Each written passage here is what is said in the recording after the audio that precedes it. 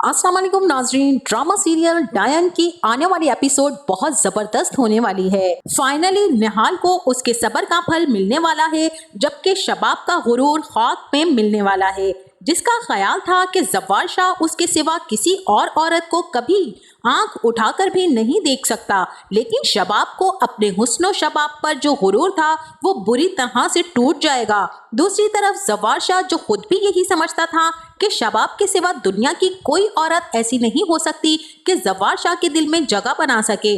उसे क्या पता था कि शबाब से भी बढ़कर जव्वार शाह के दिल में किसी के लिए मोहब्बत पैदा हो जाएगी, और वो लड़की कोई और नहीं बल्कि उसके भाई हुनैन शाह के कातिल की बेटी निहाल अंसारी होगी। दरअसल अभी तक तो जव्वार शाह सिर्फ इस वजह से निहाल अंसारी से नफरत करता आया था कि वो शकील अंसारी की बेटी है जो कि हुनैन शाह का कातिल है, लेकिन आहिस्ता आहिस्ता जव्वार शाह को इस बात का एहसास हो जाता है। कुछ नूरी भी जव्वार शाह के दिल में निहाल के लिए एहसास पैदा करती है कि साईं जो कुछ भी हुआ उसमें बेचारी निहाल का तो कोई कसूर ही नहीं था। और फिर यूं मोहब्बत का हाथ भी तो पहली बार हुनैन शाह ने ही निहाल अंसारी की तरफ बढ़ाया था।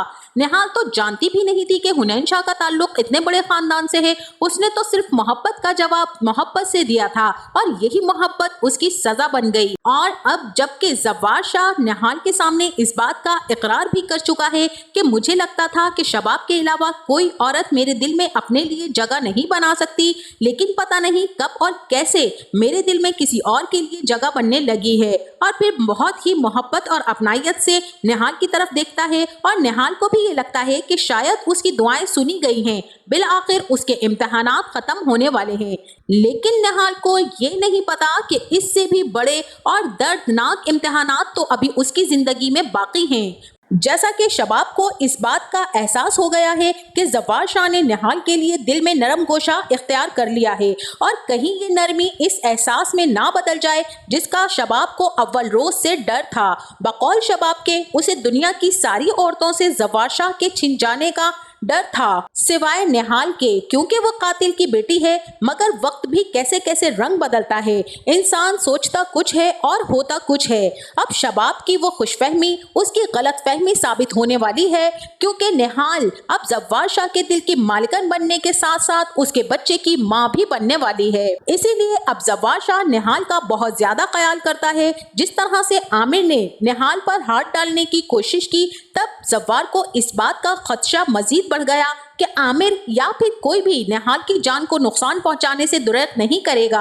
अब निहाल के दिन फिरने वाले हैं और बाकी पूरे घर वालों के बुरे दिन शुरू होने वाले। और अब जव्वार साईं जैसे ही निहाल को इज्जत देता है तो वो चीज शबाब से भी हजम नहीं हो रही। अब वो निहाल से बहुत ही ज्यादा नफरत करने लगी है, क्योंकि जव्वार साईं ने निहाल को बराबर वाले कमरे में रहने के लिए कह दिया है और शबाब से भी कह दिया है कि तुम कोई ऐसी हरकत नहीं करोगी और उसे उसके कमरे से नहीं निकालोगी। अब निहाल अपनी असल बीवी होने का फर्ज निभाएगी और खाना बनाकर जव्वार साईं के पास पहुंच जाएगी। यहाँ पर जव्वार शाह जैसे ही निहाल को देखेगा तो काफी ज्यादा खुश हो जाएगा और कहेगा कि अगर शबाब कुछ भी कह दे तो उसकी बात का गुस्सा मत किया करना, वो बहुत ज्यादा चिड़ी हुई है, उसे ये डर लग रहा है कि तुम उसकी जगह छीन ना लो। लेकिन मैंने उसे समझाया है कि उसकी अपनी जगह है और तुम्हारी अपनी, पर वो समझना ही नहीं चाहती। अब यहाँ पर निहाल कहेगी कि साईं, आपने मुझे आपकी बीवी होने का दर्जा जरूर दिया है, लेकिन इस घर की मालिकन वही रहेंगी, उन्हें इस बारे में फिक्र करने की कोई जरूरत नहीं है और मैं उनकी जगह लेने के लिए यहाँ पर नहीं आई हूँ, मैं तो अपनी जगह सबके दिलों में बनाने के लिए आई हूँ। यहाँ पर जव्वार साईं निहाल से कहेंगे कि मुझे तुमसे इसी बात की उम्मीद थी, क्योंकि तुम एक बहुत अच्छी लड़की हो निहाल। और ये सब कुछ पीछे खड़ी शबाब देख लेगी, जिसके बाद शबाब सीधा निहाल के पीछे जाएगी और कहेगी कि कितनी घटिया हो तुम, चपरासी की बेटी, तुम्हें शर्म नहीं आती कि तुम मेरे मियाँ पर डोरे डालती जा रही हो। तुम्हें इसीलिए थोड़ा लेकर आई थी मैं यहाँ पर कि तुम मेरे मियाँ के दिल में जगह बनाने की कोशिश करो। तुम्हें तो मैं सिर्फ और सिर्फ औलाद की खातिर लेकर आई हूँ और औलाद की खातिर ही तो मैं तुम्हें बर्दाश्त कर रही हूँ, वरना कब का मैं तुम्हें इस घर से बाहर फेंकवा चुकी होती। अब यहाँ पर शबाब जैसे ही निहाल की बेइज्जती कर रही होगी तो वहीं जव्वार शाह भी ये सारी बातें सुन लेगा, जिसके बाद वो शबाब को अपने कमरे में लेकर जाएगा और कहेगा कि शबाब, हर चीज की एक हद होती है, तुम्हें क्या हो गया है, हर वक्त तुम उसको बेइज्जत करती रहती हो, उस पर चीखती चिल्लाती रहती हो। तुम खुद ही तो शादी करवा कर लेकर आई थी, अब तुम्हें क्यों मसला हो रहा है? तुम क्यों ये सब कुछ कर रही हो? अब यहाँ पर शबाब कहेगी कि आपको अंदाजा भी है जव्वार कि आप इस लड़की के लिए क्या कुछ कर रहे हैं। अब यहाँ पर जव्वार शाह कहेगा कि मुझे उस लड़की से मोहब्बत नहीं है, लेकिन वो मेरी बीवी है और मैं उसके साथ कुछ भी गलत नहीं कर सकता। तुम मुझे अच्छे से जानती हो शबाब कि मैं ऐसा इंसान नहीं हूँ जो हर इंसान के साथ गलत करता फिरे, उसे टॉर्चर करता फिरे और उसे तकलीफ पहुँचाता फिरे। कुछ चीजें इंसान के हाथ में नहीं होती, तुम मुझे जानती हो और ये चीजें मेरे हाथ में नहीं हैं। तुम मुझे जानने के बावजूद भी ये सब कुछ कर रही हो। मुझे ये सब कुछ देखकर बहुत तकलीफ हो रही है। जिस पर शबाब कहेगी कि जव्वार साईं, मैं बहुत डर गई हूँ अपने उस ख्वाब से जो मुझे लग रहा है कि पूरा हो रहा है, और मुझे लग रहा है कि आप मुझे छोड़कर उस औरत के पास चले जाएंगे। अब यहाँ पर जव्वार साईं कहेगा कि तुम्हें क्यों इतनी ज्यादा डिस्टर्बेंस है और तुम क्यों इतना ज्यादा सोचती हो? तुम्हें लगता है कि मैं तुम्हें छोड़ दूंगा? क्योंकि मैं तो तुमसे बहुत ही मोहब्बत करता हूँ और इसके बावजूद तुम मुझसे ये सवाल करती हो। अब यहाँ पर तो निहाल की शबाब के हाथों बेइज्जती हुई है। अब एक मर्तबा फिर फौजिया और जकिया निहाल पर चढ़ जाएंगी और निहाल की काफी ज्यादा बेइज्जती करेंगी। अब निहाल से फौजिया और जकिया का रवैया बिल्कुल बर्दाश्त नहीं हो पाएगा और वो रोने लग जाएगी। जिसके बाद नूरी निहाल के पास जाएगी और कहेगी कि ऐसा क्या हो गया जो तुम रो रही हो? अब निहाल कहेगी कि मुझे तो कभी कभी ऐसा लगता है कि मैं पैदा ही इसीलिए हुई हूँ कि हर कोई आकर मुझ पर गुस्सा करके अपना सारे का सारा गुस्सा मुझ पर निकाल सके। तुम्हें पता है आज जकिया और फौजिया ने मुझ पर बहुत ज्यादा गुस्सा किया है, मुझे इतनी बातें सुनाई हैं कि तुम सोच भी नहीं सकती। यहाँ पर नूरी निहाल को तसल्ली देगी और यही कहेगी कि अब जव्वार साईं का रवैया तुम्हारे साथ बहुत बेहतर होता जा रहा है, तो तुम इन छोटी छोटी बातों की फिक्र ना करो, आहिस्ता आहिस्ता सब कुछ ठीक हो जाएगा। और वहीं दूसरी तरफ शबाब को इस बात का एहसास हो गया है कि जव्वार शाह निहाल के लिए दिल में नरम गोशा रखता है और कहीं ये नरमी इस एहसास में ना बदल जाए जिसका शबाब को अव्वल रोज से डर था।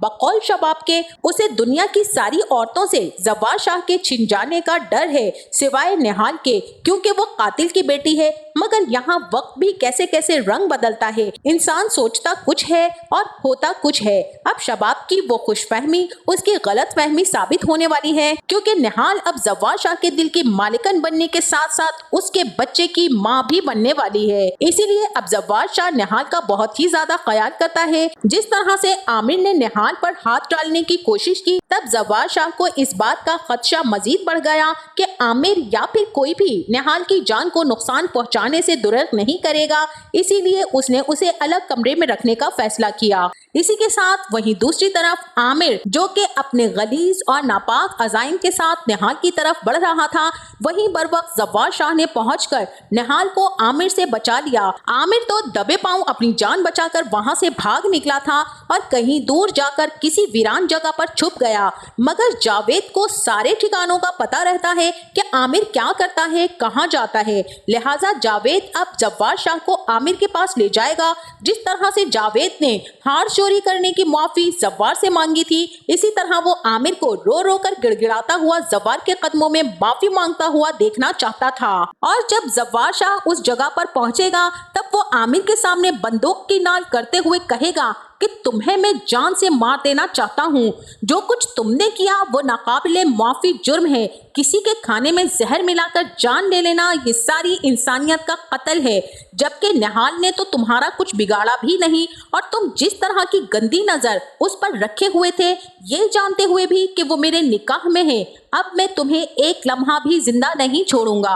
अब आमिर जव्वार शाह के पैरों में गिरकर माफी मांगेगा और फौजिया पर इल्जाम लगाकर कहेगा कि उसने ही ऐसा करने को कहा था, पूछे उससे जाकर। अब जव्वार शाह आमिर को माफ तो नहीं करेगा बल्कि उसे घर ले आएगा। जव्वार शाह फौजिया और आमिर का सारा प्लान सबके सामने बता देगा और कहेगा कि फौजिया और आमिर, तुम अभी आज और इसी वक्त जाकर निहाल से माफी मांगो, और अगर तुम माफी नहीं मांगते हो तो इस घर में तुम लोगों की कोई जगह नहीं है, दफा हो जाना तुम इस घर से।